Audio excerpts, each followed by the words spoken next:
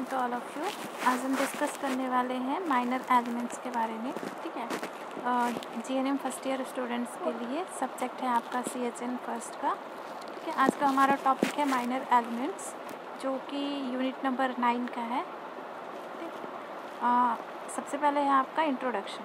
ठीक है, minor elements मतलब कि आपका होता है कि जो छोटी छोटी बीमारियां होती हैं, जैसे कि डायरिया है, कॉन्स्टिपेशन है, या शोर थ्रोट है, हे फीवर है, हेडेक है, तो ये सब होते हैं आपके माइनर एलिमेंट्स। छोटी छोटी बीमारियां होती हैं, आज उन्हीं के बारे में हम स्टडी करेंगे। तो सबसे पहला है आपका इंट्रोडक्शन में है कि जो कम्युनिटी हेल्थ नर्स होती है वो रिस्पॉन्सिबल रहती है, जो भी कम्युनिटी के लोग हैं उनको प्राइमरी हेल्थ केयर प्रोवाइड करने के लिए वो जो कम्युनिटी हेल्थ नर्स है वो रिस्पॉन्सिबल होती है। ठीक है, उसके बाद जो ट्रीटमेंट है, ठीक है, जो कम्युनिटी हेल्थ नर्स होती है वो जो भी इमरजेंसी सिचुएशन आती है या फिर जो भी छोटा मोटा बीमारी है उसके ट्रीटमेंट के लिए भी जो कम्युनिटी हेल्थ नर्स होती है वो रिस्पॉन्सिबल होती है। और नेक्स्ट वन ये है कि जो नर्स होती है वो सबसे पहले आइडेंटिफाई करती है जो भी पेशेंट का कंडीशन है, जो भी उसका साइन सिम्टम्स पेशेंट के अंदर दिख रहा है, उसके अकॉर्डिंग वो डायग्नोस करती है। डायग्नोस करने के बाद वो उसी के अकॉर्डिंग पे ट्रीटमेंट देती है। ठीक है, और जो भी आपका स्टैंडिंग ऑर्डर है, ठीक है, जो स्टैंडिंग ऑर्डर है उसको भी वो फॉलो करती है। नेक्स्ट वन ये है कि जो भी माइनर एलिमेंट्स है, ठीक है, जैसे कि जो मान लिया आपका जो इलनेस है पेशेंट में, ठीक है, या फिर इलनेस है, कोई छोटी मोटी इलनेस है, या फिर उसको फीवर हुआ है, या फिर कोई एमरजेंसी का सिचुएशंस आ गए हैं, तो उस कंडीशंस में भी जो कम्युनिटी हेल्थ नर्स होती है वो ट्रीटमेंट जो पीपल्स है उन्हें प्रोवाइड करती है। नेक्स्ट वन आता है कि डेफिनेशन। तो डेफिनेशन में आपका ये है कि हम लोग जैसे कि आपका जो माइनर एलिमेंट्स हैं, ठीक है, उसको हम लोग डिफ़ाइन कर सकते हैं एक ऐसा कंडीशन जो कि वो खुद क्या कर सकती है, रिजॉल्व कर सकती है। ठीक है, वो अपने खुद में क्या कर सकती है, वो डायग्नोस कर सकती है, रीजनेबल डायग्नोसिस कर सकती है। जैसे कि माइनर एलिमेंट्स में जैसे कि किसी को कॉमन फीवर है, कॉमन कोल्ड है, ठीक है, जैसे कि कोल्ड है, फीवर है, सोर थ्रोट है, या फिर उनके आइज़ जो हैं वो इन्फ्लाम्ड है, या फिर ईयर जो भी हैं वो भी इन्फ्लाम्ड है, या फिर ईयर से या फिर आइज़ से उनके अगर डिस्चार्ज हो रहा है, या फिर ईयर एक है, या फिर आपका कन्वल्जन है, फिट्स है, डायरिया है, कॉन्स्टिपेशन है, स्किन रैशेस है, वुंड है, बर्न है, एनिमल बाइट्स है, स्नैक्स बाइट्स है, स्कैबिज है, फ्रैक्चर है, हीट स्ट्रोक है, और एनीमिया है, एडिमा है, ब्लीडिंग नोज़ है, या फिर एपिस्टैक्सिस है, या फिर शॉक है। तो ये सब कुछ माइनर एलिमेंट्स हैं, इनको हमको डिफ़ाइन करना रहता है। ठीक है, इनके आधार पे ही, ठीक है, ये जो भी कंडीशंस है उनके आधार पे हम इनको ट्रीटमेंट देते हैं। जो भी ट्रीटमेंट की पेशेंट्स को नीड है वो ट्रीटमेंट हम उन्हें प्रोवाइड करते हैं।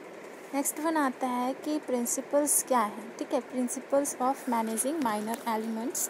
ठीक है, तो सबसे पहले हम ये श्योर करेंगे कि जो भी पेशेंट का इन्वायरमेंट है वो एकदम सेफ़ हो, प्लस हेल्थफुल इन्वायरमेंट उनका हो। नेक्स्ट हम ये करेंगे कि जो भी पेशेंट को रिस्क है, या फिर जो भी पेशेंट इंजर्ड पर्सन है, ठीक है, उसको जो भी पेशेंट में कॉम्प्लिकेशंस नज़र आ रहे हैं, ठीक है, तो उनको हमको प्रिवेंट करना है। नेक्स्ट वन, अगर एक ऐसा केस आता है, इन केस में अगर इन्फेक्शियस डिसीज़ कुछ हो रहा है पेशेंट को, तो उसके लिए हम क्या करेंगे कि वो स्प्रेडिंग्स ना हो, मतलब जो भी इन्फेक्शन है उसका स्प्रेडिंग्स ना हो पर दूसरे पर्सन्स में, तो उसके लिए हम लोग एप्रोप्रिएट जो प्रिकॉशंस है उसको अपनाएंगे। ठीक है, नेक्स्ट हम पेशेंट को कंटिन्यूसली वॉच करेंगे या कंटिन्यूसली मॉनिटरिंग करेंगे जब भी हम उनका पेशेंट का केयर कर रहे हैं। ठीक है, जो पेशेंट का चाहे वाइटल साइंस ले रहे हो, ठीक है, उस ड्यूरिंग पे जो भी हम उन्हें केयर प्रोवाइड कर रहे हैं, तो ये सभी को हमको क्लोजली मॉनिटर करना है पेशेंट को।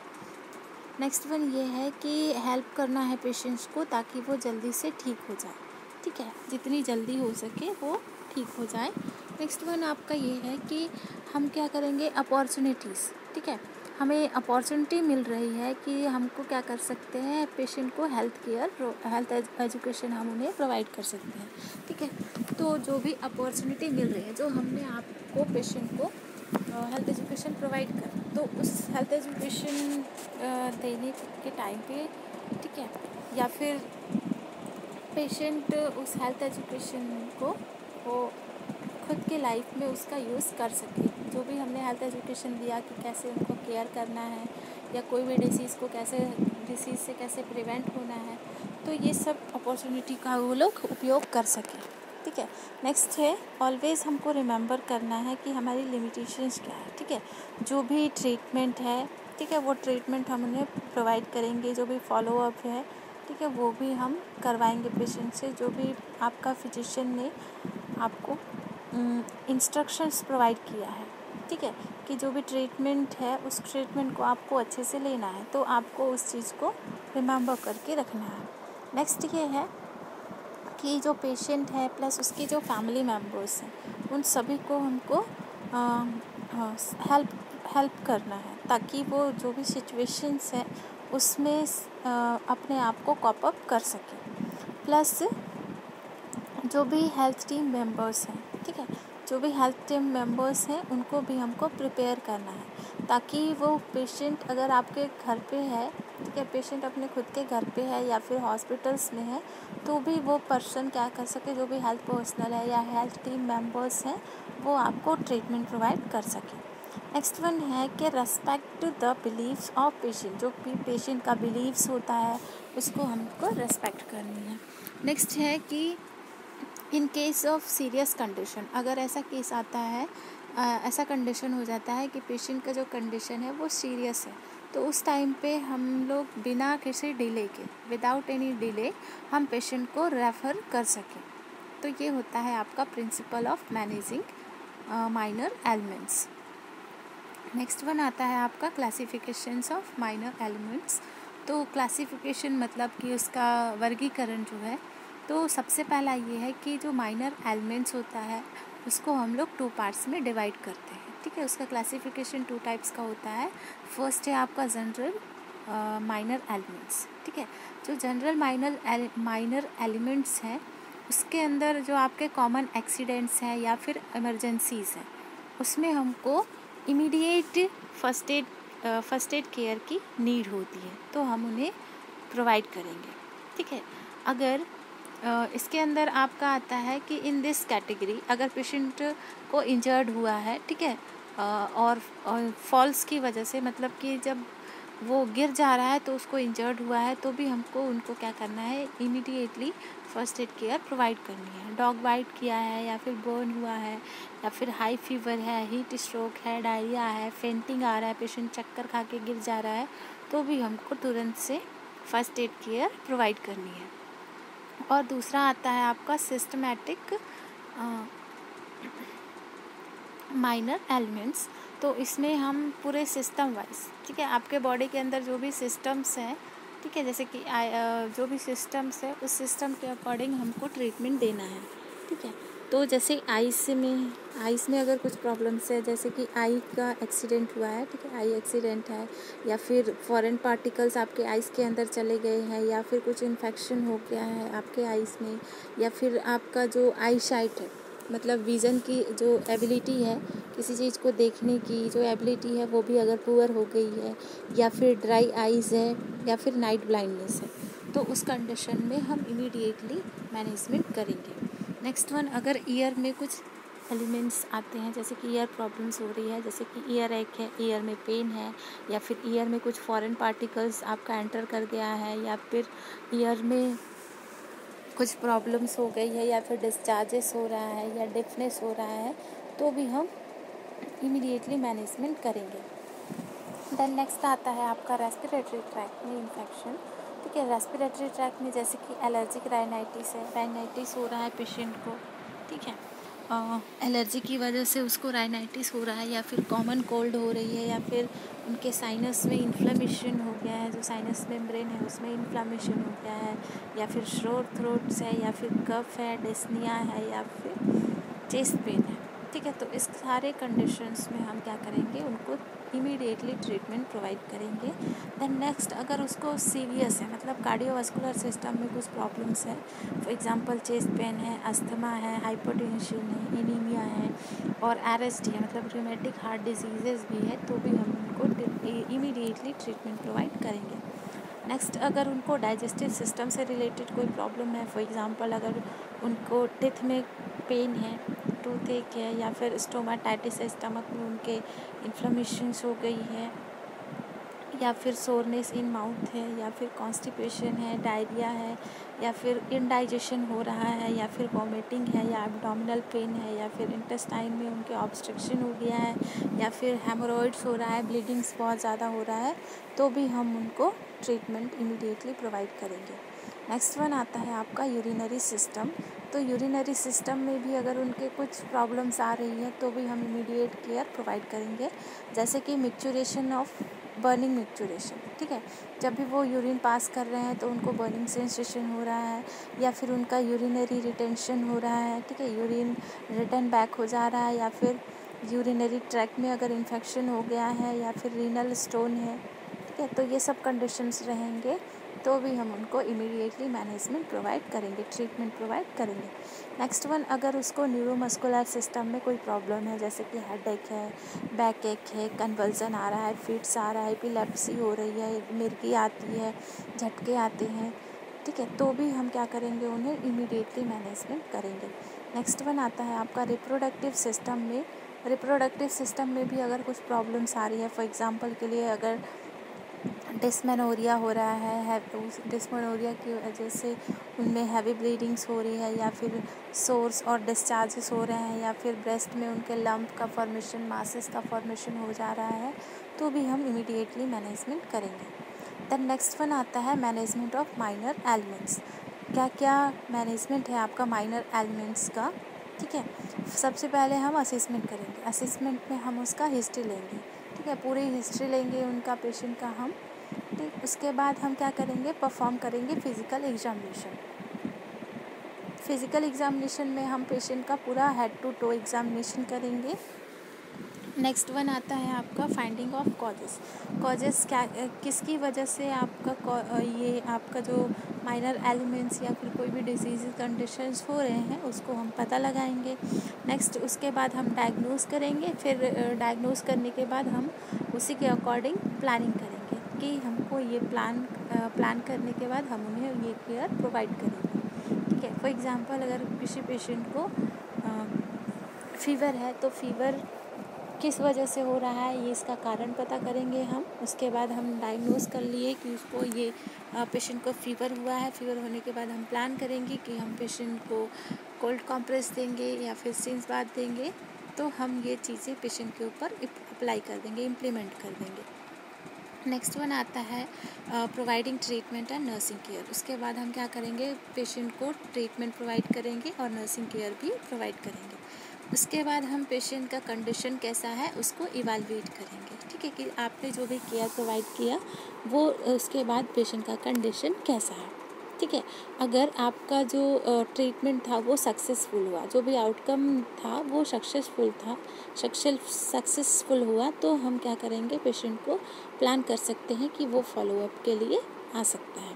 नेक्स्ट, अगर कंडीशन ऐसा आता है कि जो भी आपने ट्रीटमेंट दिया उसके बाद भी पेशेंट का कंडीशन इम्प्रूव नहीं हुआ, या फिर सीरियस साइन और सिम्टम्स पेशेंट में नज़र आ रहे हैं, तो हम उनको इमीडिएटली हॉस्पिटल्स में रेफ़र कर देंगे। ठीक है, नेक्स्ट वन आता है आपका स्टैंडिंग ऑर्डर। स्टैंडिंग ऑर्डर में आपका ये बोला है कि जो स्टैंडिंग ऑर्डर होता है, standing order say that means कि जो आपका डॉक्टर है वो अवेलेबल नहीं है, वो at the time of treatment आपका जो डॉक्टर है वो अवेलेबल नहीं है। ठीक है, उन्होंने ऑर्डर दिया था कि पेशेंट को ये ट्रीटमेंट देनी है, तो जो भी हेल्थ पर्सनल है वो ट्रीटमेंट उस पेशेंट को प्रोवाइड करते हैं, उसे हम बोलते हैं स्टैंडिंग ऑर्डर। तो इसमें आपका ये है कि हम लोग का जो डॉक्टर है, ठीक है, जैसे कि जो डॉक्टर है वो एट द टाइम जब ट्रीटमेंट हमको देना है उस टाइम पे अवेलेबल नहीं है, तो उसके एब्सेंस में जो भी नर्सेस है या फिर अदर हेल्थ पर्सनल है या अदर हेल्थ वर्कर्स है, अदर हेल्थ टीम मेंबर्स हैं, वो क्या कर सकते हैं, ट्रीटमेंट प्रोवाइड कर सकते हैं, चाहे उनके होम पे या फिर हॉस्पिटल में या फिर कोई इंस्टीट्यूशन में, जो भी हेल्थ इंस्टीट्यूशंस है वहाँ पे भी ये दे सकते हैं ट्रीटमेंट, और जो कम्युनिटी है वहाँ पर भी ये प्रोवाइड कर सकते हैं ट्रीटमेंट। और जो ये आपका स्टैंडिंग ऑर्डर होता है उसको हम लोग फॉलो करते हैं टेम्पररी बेसिस पे, ठीक है, और अगर इमरजेंसी का सिचुएशन आता है तो भी हम इस स्टैंडिंग ऑर्डर को फॉलो अप करते हैं। नेक्स्ट वन आता है कि ऑब्जेक्टिव्स क्या है, जो आपका स्टैंडिंग ऑर्डर है उसका ऑब्जेक्टिव्स क्या है। तो सबसे पहला ये है कि जो भी हमने पेशेंट को ट्रीटमेंट दिया है, ठीक है, तो उसको उसकी जो कंटिन्यूटी है उसको हमको मेंटेन करके रखनी है, ठीक है। दूसरा नंबर ये है कि पेशेंट का जो लाइफ है उसको हमको सेव करना है, प्रोटेक्ट करके रखना है, ठीक है। और तीसरा ये है कि जो भी आपके हेल्थ टीम मेंबर्स की रिस्पॉन्सिबिलिटी है, ठीक है, वो रिस्पॉन्सिबिलिटी को उस हर एक हेल्थ पर्सन के अंदर क्रिएट करनी है, ठीक है। नेक्स्ट वन, इसका यूजेस क्या है, जो स्टैंडिंग ऑर्डर है उसको हम लोग कैसे उपयोग करते हैं, कैसे क्या क्या इसका यूजेस होता है। तो सबसे पहला है कि इमरजेंसी का जो भी सिचुएशंस है, ठीक है, ड्यूरिंग द इमरजेंसी हमको ट्रीटमेंट प्रोवाइड करनी है, ठीक है। नेक्स्ट वन है कि जो भी क्वालिटीज़ एंड एक्टिविटीज़ है, ठीक है, जो भी हेल्थ सर्विसेज की उसको जो भी क्वालिटी ऑफ हेल्थ सर्विसेज है उसको हमको और ज़्यादा इन्हेंस करना है और ज़्यादा बढ़ाना है, ठीक है। और जो भी प्राइमरी हेल्थ सर्विसेज है, ठीक है, प्राइमरी हेल्थ सर्विसेज है कम्युनिटी में, उसकी जो स्ट्रेंथ है उसको और ज़्यादा बढ़ाना है, उसका जो पावर है उसको भी और ज़्यादा बढ़ाना है, ठीक है। नेक्स्ट है कि जो भी हेल्थ रिस्पॉन्सिबिलिटीज़ है उसको भी हमको अच्छे से मेंटेन करनी है, प्लस जो भी पर्सन्स हैं, जो भी हेल्थ वर्कर्स हैं, ठीक है, उनमें डेवलपमेंट करनी है कि उनके अंदर कॉन्फिडेंस हो, ठीक है, एक कॉन्फिडेंस खुद के अंदर वो फील करेंगे और अपनी जो भी जिम्मेदारी होगी या अपनी जो भी रिस्पॉन्सिबिलिटी होगी उसको अच्छे से वो निभाएंगे। नेक्स्ट वन ये है कि वो जो भी पब्लिक का जो भी हेल्थ का कंडीशन है, ठीक है, उसको वो क्या कर सकते हैं, प्रोटेक्ट करके रख सकते हैं, ठीक है। नेक्स्ट वन आता है टाइप्स ऑफ स्टैंडिंग ऑर्डर। जो स्टैंडिंग ऑर्डर है उसका टाइप्स क्या है। तो जो अथॉराइज्ड डॉक्टर होते हैं या फिर जो रजिस्टर्ड कम्युनिटी हेल्थ नर्स होती हैं, वो सभी आपस में जॉइंटली क्या करते हैं, स्टैंडिंग ऑर्डर को रिलीज़ करते हैं, ठीक है। तो टाइप्स में आपका ये बोला है कि ये 3 टाइप्स के होते हैं। फर्स्टली इंस्टीट्यूशनल स्टैंडिंग ऑर्डर, दूसरा है जनरल स्टैंडिंग ऑर्डर, तीसरा है स्पेसिफिक स्टैंडिंग ऑर्डर। तो सबसे पहला है इंस्टीट्यूशनल स्टैंडिंग ऑर्डर। इसमें का जो स्टैंडिंग ऑर्डर है उसमें हम लोग prepare with a view of available resources, staff position and objectivity of hospital, ठीक है। इसमें का जो स्टैंडिंग ऑर्डर है उसको हम लोग ऐसा प्रिपेयर करते हैं कि जो भी आपके पास अवेलेबल रिसोर्सेज है, जो भी थिंग्स आपके पास अवेलेबल है, चाहे वो स्टाफ किसी भी पोजीशंस में हो, ठीक है, या फिर उस हॉस्पिटल का जो भी ऑब्जेक्टिव्स है उसको हम लोग अच्छे से प्रिपेयर करना है, ताकि हम लोग जो भी पेशेंट अगर आपके पास आता है तो उसको इमीडिएटली ट्रीटमेंट हम उन्हें प्रोवाइड कर सकें, ठीक है। और नेक्स्ट दूसरा ये है कि difference will be there between government and private hospital, ठीक है। जो डिफरेंस है, मतलब जो असमानता है या फिर डिफरेंस है वो between the government and private hospital के बीच में होता है, ठीक है। नेक्स्ट वन आता है दूसरा नंबर, स्पेसिफिक स्टैंडिंग ऑर्डर। तो स्पेसिफिक स्टैंडिंग ऑर्डर में है prepare for the trained medical person. जो भी मेडिकल पर्सनल है उनको हमको प्रिपेयर करना है, ठीक है, जो भी ट्रेंड मेडिकल पर्सनल है उनको प्रिपेयर करना है, ठीक। दूसरा ये है कि टेक्निकल नॉलेज को भी हमको जानना है और जो भी स्किल्स है, स्पेशल स्किल्स है, उसकी भी हमको रिक्वायरमेंट होती है, ठीक है। तीसरा नंबर ये है कि हम जो भी ये जो ऑर्डर्स हैं उसको सभी के साथ हमको कंपनसेट करके इस जो भी पेशेंट्स की नीड है उसको फुलफ़िल करना है, ठीक है। नेक्स्ट आपका ये है कि जो ये ऑर्डर है वो जो कम्युनिटी हेल्थ नर्स है उसकी जो क्वालिटी है उसको और ज़्यादा इन्हेंस करती है, बढ़ाती है, तीसरा नंबर का है, थर्ड क्लासिफिकेशन है आपका जनरल स्टैंडिंग ऑर्डर। तो इसमें है जो कॉमन मैन जो है वो एक्सपेक्ट करता है, ठीक है, एक्सपेक्टेड टू फॉलो सम सो, ठीक है।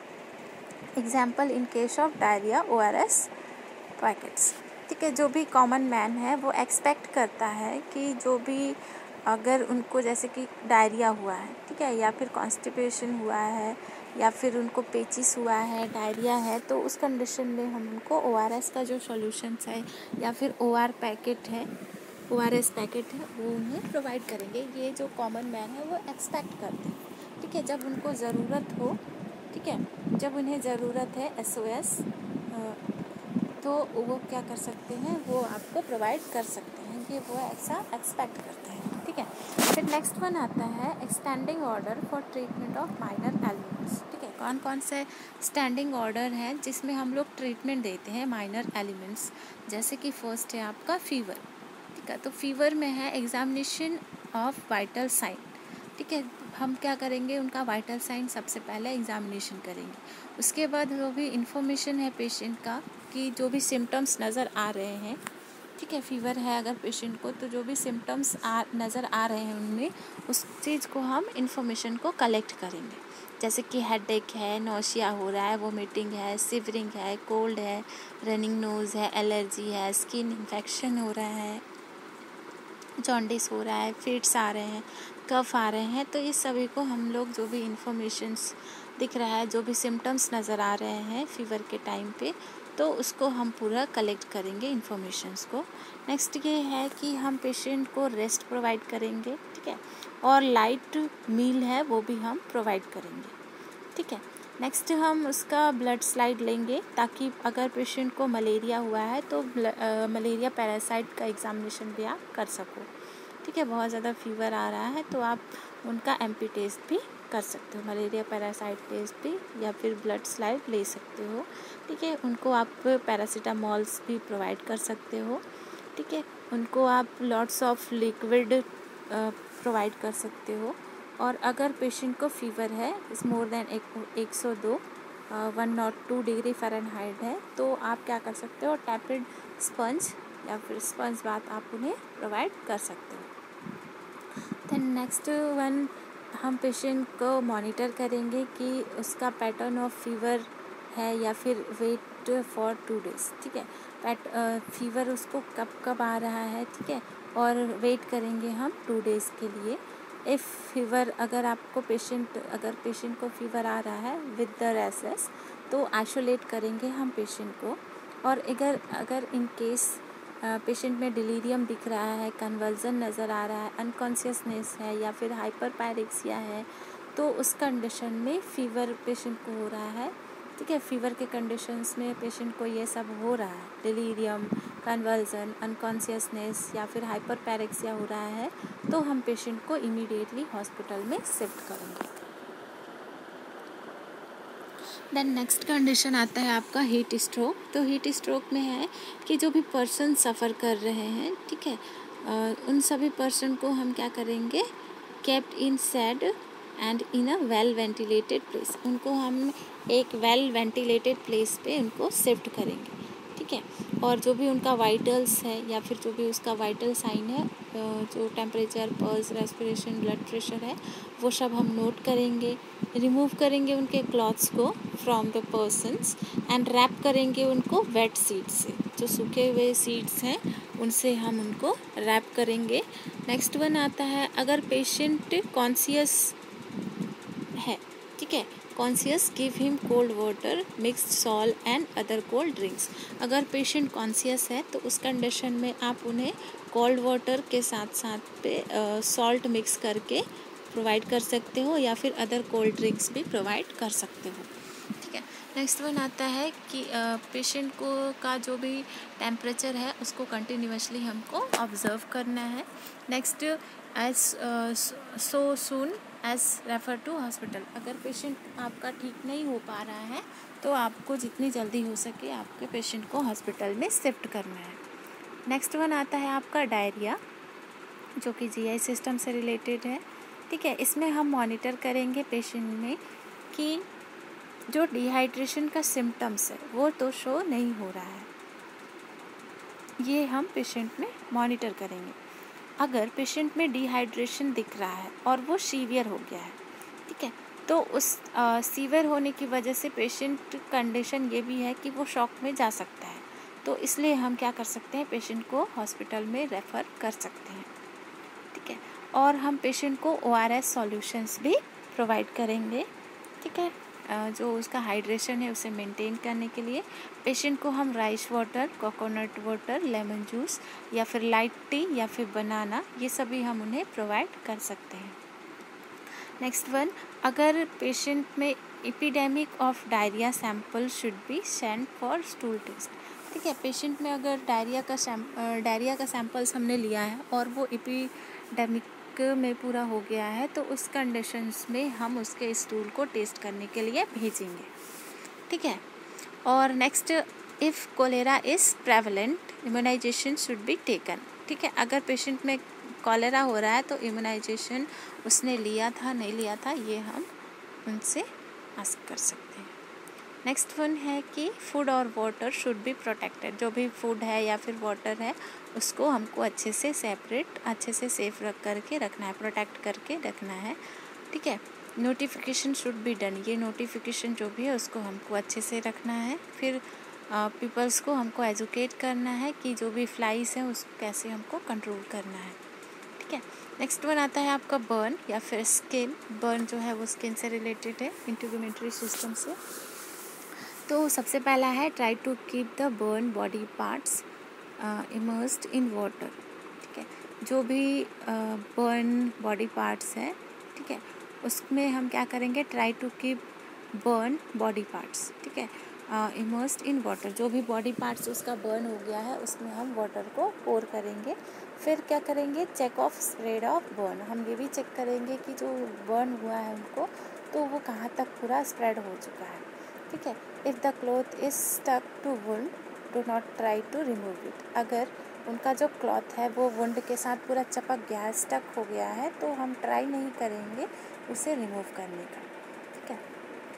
Rings, bangles, shoes, belt and other tight fitting articles to be remove, जो भी रिंग्स है, बैंगल्स है, शूज़ है, बेल्ट है या फिर अदर जो भी टाइट फिटेड आर्टिकल्स है या फिर क्लॉथ्स वगैरह है तो उसको हम रिमूव करेंगे। नेक्स्ट है जो ब्लिस्टर्स हैं उनको अननेसेसरली हमको टच नहीं करना है, ठीक है। और हमको ये भी असेसमेंट करना है कि कितना परसेंटेज ऑफ बर्न पेशेंट को हुआ है, ठीक है। उसके बाद हम क्या करेंगे, give primary treatment of shock if needed. अगर पेशेंट में पेशेंट को अगर शॉक हुआ है तो उस कंडीशन में हम उसे प्राइमरी ट्रीटमेंट की अगर नीड है तो हम प्राइमरी ट्रीटमेंट उन्हें प्रोवाइड करेंगे, ठीक है। देन उसके बाद हम ORS सॉल्यूशंस प्रोवाइड करेंगे, ठीक है। अगर पेशेंट कॉन्शियस है और उसको वॉमिट नहीं हो रहा है तब, ठीक। और हम पेशेंट को अगर एनाल्जेसिक्स भी प्रोवाइड कर सकते हैं अगर रिक्वायरमेंट है तब। और हम क्या कर सकते हैं, पेशेंट को रेफ़र कर सकते हैं फर्दर ट्रीटमेंट के लिए। नेक्स्ट वन आता है आपका ड्राउनिंग। तो ड्राउनिंग में आपका है कि लूजन द क्लॉथ फ्रॉम चेस्ट। अगर कोई डूब रहा है तो उस टाइम पे हम क्या कर सकते हैं, जो भी उनका क्लॉथ्स है उसको उसके चेस्ट से हमको लूज़ करना है, ठीक है। Make the person lie on his abdomen and get the water out of lungs, ठीक है। जो भी पर्सन्स है उसको लाई डाउन पोजीशन में हमको उनको लिटा देना है, ठीक है, उनको एब्डोमेन के बल पे, और जो भी वाटर है उनका एब्डोमेन में, ठीक है, उसको लंग्स से हमको बाहर करना है, ठीक है। जो भी लंग्स में चला गया है वाटर उसको एक्सपेल आउट करनी है वाटर को। फिर resuscitate the patient immediately and send him to the health care centre और हॉस्पिटल, ठीक है। पेशेंट को हमको रिसक्शनेट करना है और इमीडिएटली हमको पेशेंट को जो भी हेल्थ केयर सेंटर है या फिर जो भी हॉस्पिटल है वहाँ पर सेंड करना है।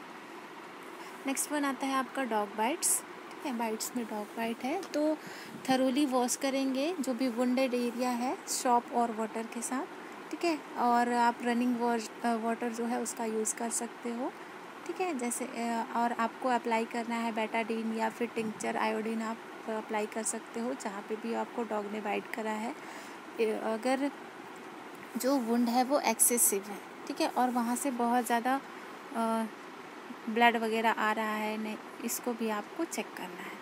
हेमोरेज हो गई है तो उसको आपको चेक करना है। Stitches should be done only after 24 hours, और आपको जो भी स्टिचेस लगवानी है, ठीक है, तो आप उसको 24 आवर्स के बाद ही आप करवा सकते हो, ठीक है। उनको आपको इंजेक्शन लगाना है टीटी का, ठीक है। Do not kill the dog and observe for 10 days, ठीक है। हमको जो भी डॉग है जिसने आपको बाइट करा है उसको किल नहीं करना है, और उनको 10 डेज तक हमको ऑब्जर्व करना है, ठीक है। फिर हम क्या करेंगे, पेशेंट को ARV थेरेपी के लिए सेंड करेंगे। फिर नेक्स्ट वन आता है आपका स्नैक बाइट। तो make the person lie down. Patient को हम क्या करेंगे, लाई डाउन पोजीशन में लेटा देंगे। फिर हम do not allow to move, हम ये कहेंगे पेशेंट को कि आपको मूवमेंट किसी भी टाइप का नहीं करना है, अलाउ नहीं करना है मूवमेंट के लिए, ठीक है। Find out the kinds of snack, उसके बाद आपको फाइंड आउट करना है कि कौन से टाइप का स्नैक आपको बाइट करा है। नेक्स्ट है T tourniquet above the bite and continue to loosen if every half an hour, ठीक है। जो टर्निकेट है, ठीक है, अब जो भी बाइट्स किया है आपको डॉक्टर, उसको कंटिन्यूसली आपको लूजन करना है एवरी हाफ एन आवर में, ठीक है। और make a cut off 1 centimetre length, आपको 1 सेंटीमीटर लेंथ में कट करनी है, and half centimetre deep cut करनी है, ठीक है, at the place of bite, जहाँ पे भी बाइट किया है। एंड आपको ट्राई करना है कि अब्जॉर्ब जो भी पॉइजन है फ्रॉम द साइड, जो भी साइड पे पॉइजन फैल गया है उसको चीज़ को अब्जॉर्ब करना है, ठीक है। नेक्स्ट वन आता है कि clean the place with salt solution, जहाँ पे भी आपको स्नैक ने बाइट करा है वहाँ पे सॉल्ट सॉल्यूशन से आपको क्लीन करना है, और वाटर से भी आप कर सकते हो, आइस से भी कर सकते हो। Console the person and send to hospital, उसके बाद आप पेशेंट को हॉस्पिटल में सेंड कर सकते हो। नेक्स्ट आता है आपका स्कॉर्पियन बाइट। अगर बिच्छू ने आपको काट दिया है तो remove the sting and put ice on it, ठीक है। जो भी उसका डंक था या स्टिंग्स थी उसको आपको निकालना है, प्लस उस पर फिर आइस को अप्लाई करनी है। After thoroughly cleaning the place, जहाँ पे भी आपको कट करा था वहाँ पे अच्छे से क्लीन करना है, उसके बाद ही आपको वहाँ पे आइस को पेस्ट करना है, ठीक है, आइस को लगानी है, ठीक है। उसके बाद जो है apply tourniquet above the place of bite and remove it after half an hour, ठीक है। टर्निकेट जो है आपको अप्लाई करनी है, ठीक है, जहाँ पे भी आपको उसने बाइट करा है, उसके बाद हाफ एन आवर के बाद आपको उसको रिमूव कर देना है, ठीक है। नेक्स्ट आप एनाल्जेसिक्स टैबलेट्स ले सकते हो, ठीक है, आपको प्रोवाइड करनी है, और स्वीटेंड मिल्क भी आपको पीने के लिए दे सकते हो आप उन्हें। अगर पेशेंट शॉक में चला गया है तो उसे आपको हॉस्पिटल में सेंड करना है, ठीक है। नेक्स्ट वन आता है आपका कि अगर पेशेंट को फेंटिंग आ रहा है, ठीक है, वो चक्कर खा के पेशेंट गिर गया है, तो उस पेशेंट को हमको क्या करना है, lie down the person, patient को लेटा देना है, लाई डाउन। उसके बाद his head should be at slight lower level than feet, ठीक है। उसके बाद जो पेशेंट का हेड है उसको स्लाइटली थोड़ा सा लोअर करना है, लोअर लेवल पे उसके फिट के, मतलब सर। नेक्स्ट है if the person is sitting, अगर पेशेंट आपका बैठा हुआ है, सिटिंग पोजीशन में है, keep the head behind bended between both the legs, ठीक है। अगर आपका पेशेंट जो है वो सिटिंग पोजीशन में है तो आप उसके हेड को बेंड कर सकते हैं बिटवीन बोथ द लेग्स के, ठीक है। फिर person should get fresh air, जिससे पेशेंट क्या हो सकता है, जो फ्रेश एयर है वो उसको मिल सकता है। फिर अगर पर्सन क्या हो रहा है, अगर एक बार जो कॉन्शियसनेस आ गया, मतलब उसको वो कॉन्शियस हो गया, तो उसको आपको कहना है कि वो डीप ब्रीथ करे, ठीक है, और जो भी लिक्विड ड्रिंक है वो आप उन्हें प्रोवाइड कर सकते हैं। अगर पेशेंट अनकॉन्शियस अभी भी है, कंटिन्यूसली वो अनकॉन्शियस ही रह रहा है, तो उसको आप हॉस्पिटल में शिफ्ट कर सकते हो, ठीक है। नेक्स्ट वन आता है आपका इंजुरीज एंड फ्रैक्चर, ठीक है। तो हमको सबसे पहले क्लीन करना है वुंड्स को विथ सॉप एंड वाटर, फिर स्पिरिट अप्लाई करनी है around the place of wound, जहाँ पे भी वुंड है वहाँ पे पूरा स्पिरिट यूज़ करना है, ठीक है, अप्लाई करना है। फिर उसके बाद बेटाडिन सॉल्यूशंस यूज़ करना है, फिर बैंडेज लगानी है, और तो जो वुंड विथ स्टेराइल सॉल्यूशन, ठीक है, जहाँ पर भी आपको वुंड हुआ है वहाँ पे स्टेराइल सॉल्यूशन से पूरा उसको पहले से क्लीन करना है, ठीक है। फिर पेशेंट की कंडीशंस जो है उसको मॉनिटर करनी है, फिर ट्रीटमेंट देना है। अगर पेशेंट अगर शॉक के कंडीशन में चला गया है, शॉक हो गया है पेशेंट, तो उसको ट्रीटमेंट प्रोवाइड करना है। और इमोबिलाइज द फ्रैक्चर्ड एरिया, जो भी फ्रैक्चर एरिया है उसको थोड़ी सी हमको मोबिलाइज़ करना है, मूवमेंट देना है। उसके बाद हमको एनाल्जेसिक्स प्रोवाइड करना है और टीटी भी आप उन्हें प्रोवाइड कर सकते हैं।